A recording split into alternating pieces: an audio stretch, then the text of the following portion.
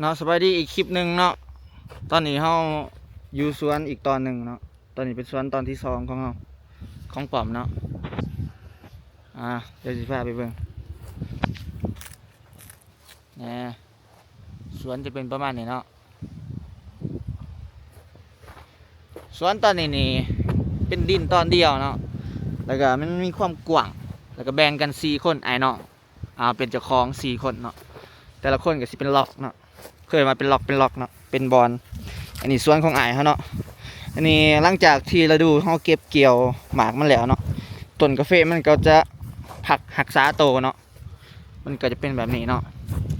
แต่ว่ามันก็บ่ได้เสียหายซ้ำสวนที่คลิปก่อนฮั่นเนาะสวนคลิปก่อนแม่มันเสียหายหลายเนาะแต่ว่าตัวนี้นี่สิเป็นประมาณนี้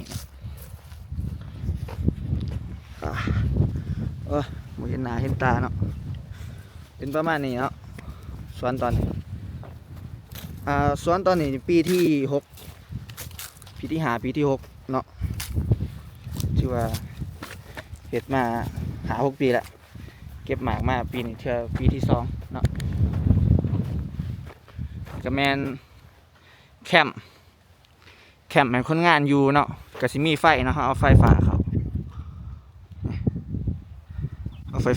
เนาะ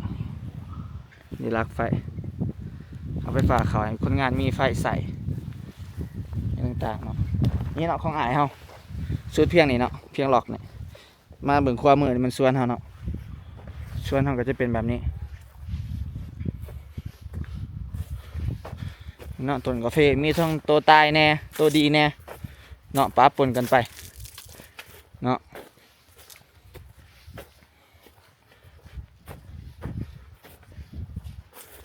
เฮาก็มาบ้านกับเพื่อมาจอบสวนเนี่ยเนาะมาเบิ่งสวนนี่เนาะคลิป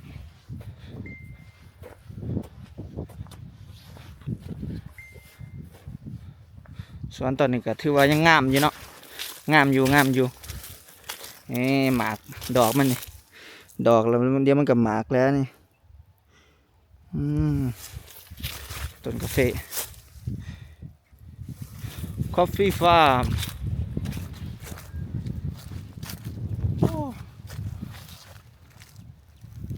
เนาะเฮ็ดสวนเมื่อย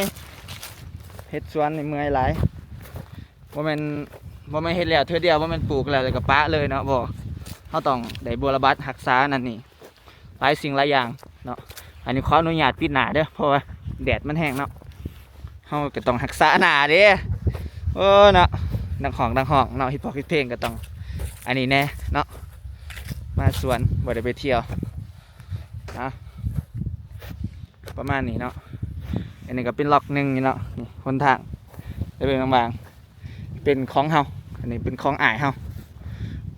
ขึ้นมาอีกเนาะสวนตอนนี้ก็ถือว่ามีความกว้า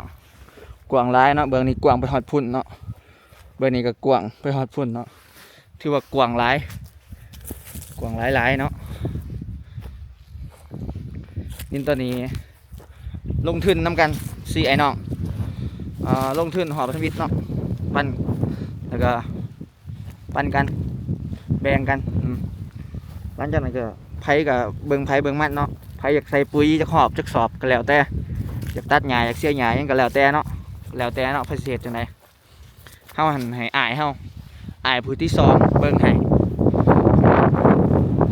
อ้ายผู้ที่2ก็ซ้ำหัวหน้าครอบครัวแล้วเนาะซ้ำพอผู้ที่2ของเฮาเนาะอ้ายนี่ก็เป็นผู้เบิ่งแย่งนั่นนี่ให้เฮาเนาะข่อยมีอ้ายข่อยเราดีน้ำข่อยเนาะเราดีน้ำข่อยเราก็ช่วยเบิ่งสวนให้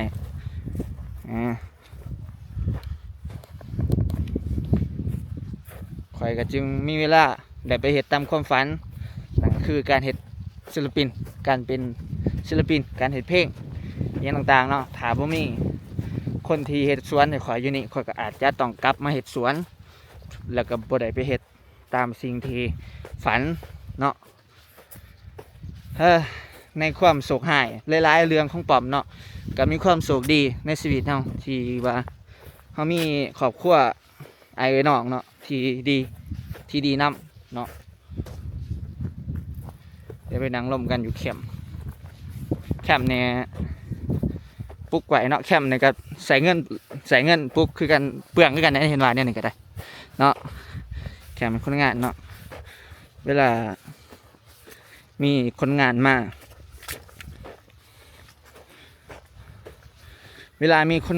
เนาะก็สิเอามานอน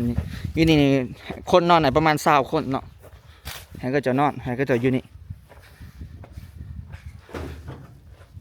ล็อกไว้เนาะมันจะล็อกไว้นี่เนาะทางในแคมป์ก็จะเป็นแบบนี้เป็นห้องอุ๊บเนาะเวลาเนี่ยเขาจะกับปลาของกินยังนั้นปลาอยู่นี่เนาะแล้วก็จะกระดังไฟหุงเขา1 เขาเนาะอย่างต่างๆ1 เขาเอาดินจีมาเห็ดเป็นเคียงเนาะเคียงเนาะนั่งไฟกันนั่งลมกันก่อน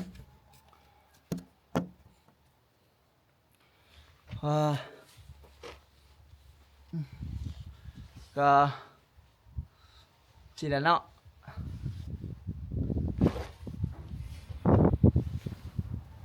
ม่วนบรรยากาศมาบ้านแต่ว่าให้มาอยู่ตลอดก็ยังบ่ทันคักเนาะสำหรับเฮาคิดว่ามันอยู่นี่มันบ่มีอีหยังเนาะอยู่บ้านเฮาก็มีแต่เฮ็ดสวนหมู่เฮาก็มีบ่หลายเด้หมู่ก็มีบ่หลายเนาะหมู่คู่ก็มีบ่หลายก็มานี่ก็อาจจะเฮ็ดสวนธรรมดาเนาะอาจจะเฮ็ดแต่สวนก็เฮ็ดสวนก็มีเงินคือกันเนาะเฮ็ดสวนก็มีเงินคือกันถ้าเราสามารถเฮ็ดได้ทั้งสวนเฮ็ดได้ทั้งเพลงเฮ็ดได้ทั้ง YouTube เฮ็ดได้ทั้งขายเครื่องเนาะเขาอาจจะมีเงิน4 ทางเป็นไปได้เนาะเพราะฉะนั้นปอมก็เลยช่วงนี้ปอม26ปีแล้วเนาะใหญ่เติบแล้วก็ก่อนสิ30ก็อยากมีอีหยังจักอย่างเนาะเป็นรถเป็นดินเป็นการสร้างครอบครัวอย่างต่างๆเนาะเอาเมียอย่างต่างๆปอมก็อยากมีนั่นน่ะเนาะก็อายุเฮาก็เริ่มหลายแล้วบ่คือตอนที่เฮ็ดเพลงใหม่ๆ2มาอยู่กับลูกเคยเซมองใหม่ๆ2021เฮ็ดเพลงใหม่ๆตอนนั้นโคตรม่วนแนวใดม่วนย้อนที่แบบเฮาหั่นอายุยังน้อย20 ปี21 ปีเนาะมาเฮ็ดเพลงแล้วได้เงินได้เงินแล้วก็พอใส่เนาะก็ในช่วงเด็กน้อย21 ปีที่หาเงินได้ส่ำนั้นก็ถือว่าค่อนข้างโอเคเนาะถ้าใหญ่มาอีกผ่านมาอีก5 ปีเนาะปอมเป็นปอมปัจจุบันนี่เฮาก็คันเฮาสิหาพอแต่ซื้อข้าวกินมันก็บ่ปานใดเนาะเฮาก็มีแนวอยากได้เนาะคนเฮาก็มีแนวความฝันมีเป้าหมายนั่นนี่ยิ่งใหญ่กว่าเก่าอยากได้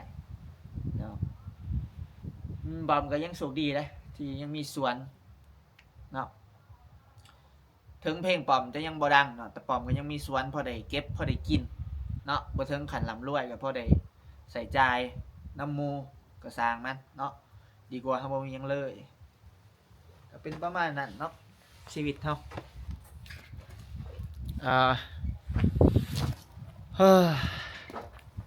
ผมก็สีต่างๆแปลกๆเนาะเป็นประมาณนี้ทุกคนเอ้ยการทำมาหากินของเฮาอยู่หัวอยู่สวนเป็นสิแหละเนาะเงินจากสวนเลี้ยงปอมจนใหญ่ปอมก็หาเงินจากเพลงเนาะสวนตอนนี้ก็สิพาทั่วสำเนียงเนาะแล้วตอนต่อไปสวนตอนต่อไปที่เราจะพาไปนี่แม่นสวนที่เราภูมิใจหลายเนาะกับสวนตอนนั้นสิเป็นยังไงถ้าติดตามเบิ่งในคลิปต่อไปเด้อบ๊ายบาย